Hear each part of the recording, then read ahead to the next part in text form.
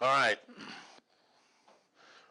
On page 24 of the book, we're going to talk about some of the physical characteristics, and this is one of the things I was saying about the new 20th edition. They have split this, because usually you talk about the physical and the economic. Let's talk about some economic characteristics of real estate. This is what drives supply and demand. For example, scarcity. There are 372 lots on Geist Reservoir. When one of those lots goes for sale, it never goes at a discount because it is a very scarce commodity. There's only 372 in the entire world that sit on Geist. And I've already told you can't make new land. Will Rogers said, buy real estate, they ain't making more of it. All right? So scarcity can drive value. Conversely, think of the other side. What about ag land? Millions of acres of crop land throughout the United States. Therefore, it goes at a discount. Not very high. $5,000, $8,000, $11,000. A lot on Geist maybe $900,000 because scarcity drives that value. Improvements. What are improvements again? Anything man-made. So buildings typically add value to property. You got a vacant property, and a lot of times the word you guys will see is not improved. Non-improved means vacant. Versus an improved property means it's got a building on it. Improvements add value. I went to Texas A&M, and unbeknownst and probably unbelievable to many of you, have 2 or 3 advanced degrees in nuclear engineering. When I was at A&M, all the guys were like, oh, my daddy owns 8,000 head of cattle, or my daddy owns this. One of the girls said, my daddy owns 1 block. And they were like, oh, poor Amy. Yeah, it's the block in downtown Dallas. All right? Her dad was the CEO of the insurance company that owned the big building downtown. So improvements add value to property. All right? The permanence of investment. I mentioned this word yesterday. Land will always be worth more in the future than it is today. That is in the long run. All right? Long run. It's a long play. Don't go, well, my house lost value from last year and it's down. Yeah, in the short run, it may. You're going to have fluctuations. But look at the value of land in the year 2000 versus the value of land in the year 1900. Always going to be worth more. Always. It's called the permanence of investment. The last word is a Latin word called situs, which means area preference. There are some real estate or real property that people prefer to be in for no particular reason. It's called an intrinsic value. We have an area in this city that fits this exactly. The value of the homes are probably about 1.5 to 2 times any of the homes sitting around it. Not Fountain Square. Guess the OG version of Fountain Square. Come on. Broad Ripple. Broad Ripple. All of the houses in Broad Ripple are about 2.5 times anything. You go 6 blocks in any direction. Why is it so valuable? Who knows? That's what intrinsic value means. There is a value there that has been determined by somebody. Usually it's the young bar hopping crowd that likes that nightlife, that cottage feel, any of that. If anybody's ever stood on Broad Ripple Main Street and then go down to IU and stand on 4th Street and look down that into Sample Gates, it's the exact same street. They look exactly the same. Bar, bar, bar, bar, bar, bar, bar. Close shop, bar, bar, bar, bar.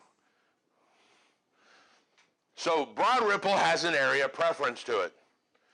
Not for us old people like me. I would say, you know, it's too loud, shut it down. If it's too loud, you're too old. That's what they say. Because I jam out when I listen to my air supply.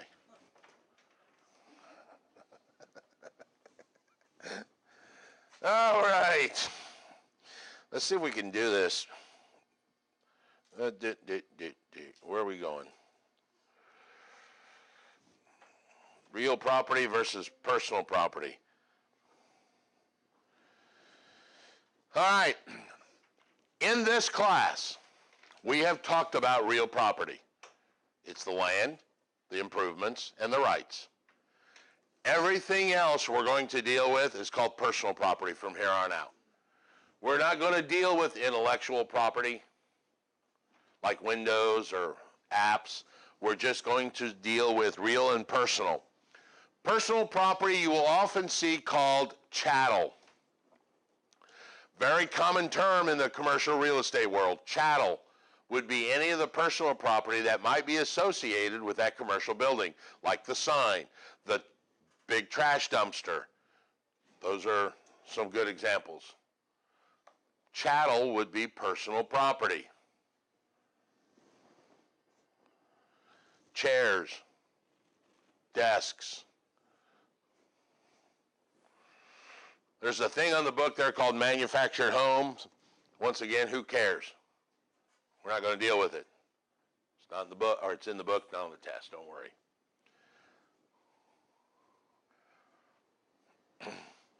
Let's deal with plants. Believe it or not, this will actually be a problem for you. You wouldn't be surprised how many people love their plants. There are two classifications of plants. The first one I want to talk about is what they call Fructus industrialis. Fructus industrialis. These are the industrial fruits, more commonly called emblements, which is a fun word to say. It's EMB, emblement. These are the stuff that routinely get planted and harvested in an annual basis. Corn, wheat, barley, tobacco, hops, all right? They are treated like personal property. They are treated just like your couch in your living room. When the farmer leaves, he takes the crop with him, or comes back and gets the crop when it bears fruit. Fructus industrialis, the industrial fruits. Contrast that with the other fruit, which is called Fructus naturalis, the naturally occurring plants like the pine tree in the backyard, the rose bush, the maple tree, the evergreens. Those are naturally occurring, and they are treated like real property. So when you buy a house, you do not have to say, I want to buy the house at 12 Smith Street and the 2 apple trees out back and the rose bush and the... No, they are treated as part of the land and all of the naturally occurring that I told you. So Fructus naturalis are treated like real property, and they would stay. You don't have to ask for that.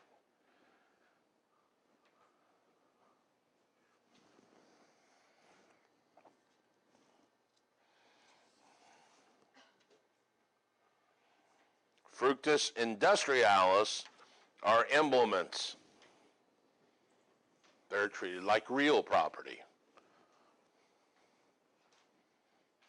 So the question is, what about an apple orchard? Pumpkin patch? Vineyard? Christmas tree farm? What are they treated? Ooh, conflict right out of the gate. If they're making you money, it's industrial, right? Question mark. Is she right? So what you're telling me is if I buy a vineyard from somebody, they're going to come back every year and get the grapes? No. What I'm saying is, if you buy a vineyard from someone, you intend to use it as a vineyard, so it would be your money-producing property. So that makes it fructus industrialis or naturalis? I guess Natural, exactly correct. Even though they're harvested fruits, they're typically not planted annually. All right? Apple orchards bear fruits every year. Unlike corn. You got to plant corn to get corn. Which is funny, I planted corn once and got barley. Come on, Josh. I know it's early. You paid for the floor show. Might as well enjoy it. Now, you can actually convert back and forth between the two. You can take real property and convert it to personal property through this process called severance. You have an apple tree in your backyard. That is real property, naturally occurring. You chop it down and make firewood out of it. As the logs lay on your back porch, they're now personal property. You have severed them from the real property and made them personal. That's called severance.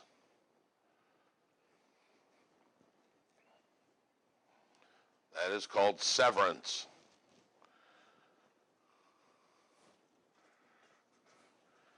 You can go the other way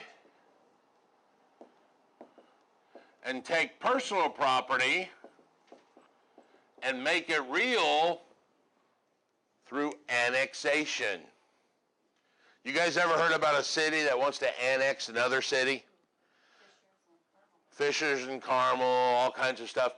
Annex means to bring into, or to add to, or in addition to. So I can buy wood at Lowe's and have that wood dropped in my driveway. All these 2x4s and stuff. As it's laying in my driveway, it's personal property. But I take it around back and I build a deck out of it with a band board up against the house and I cement the posts in and all that. It has now become real property. I annexed that wood into the house and made it real property. Same thing with gravel and stone you make a driveway out of. It's personal property and you make it real. So you can switch back and forth between the two, through annexation and severance. Now, think about this, and we'll run a little long on this audio file, but I want you to think about it. This is literally what you guys are doing when you write purchase agreements. I want the washer and dryer to stay. I want the pool table to stay. And my client says, take the ugly looking rose plant. What you just did is you annexed the personal property called the pool table. You annexed the personal property called the washer and dryer. And you severed the real property called the rose bush. So as you guys are negotiating this, this is what you're doing. You're taking some of the real property and getting rid of it, or adding some of the personal property in, depending on how you do it. My very first residential listing, the lady had a rose bush. It was in Speedway. She had a rose bush on the corner of the house that said, I am taking the rose bush with me because it's an award-winning rose bush. I don't know what that means. I didn't even know we had that kind of weather in Indiana. But she mentioned the rose bush before she introduced me to her children. If that tells you anything. I will list your house. The rose bush is going with me. This is David and Susie. So we literally had to, in our listing agreement, and then on the MLS, we put rose bush on the southeast corner of the house will go with the seller, and it's not included in the purchase price of this property. We had to disclose that and tell them. All right? Now, sometimes it's easier to get rid of stuff. Hey, just take it out. They won't never see it. Sometimes you can't do that, like in this particular case. Had nowhere. And like 2 days before closing, she had one of those big trucks come in with the big scoop, took a big hole out of the ground in the rose bush and left. Brought in fill dirt. She sodded it back and made it all right. But I meant, she said, yes, that rose bush is going with me.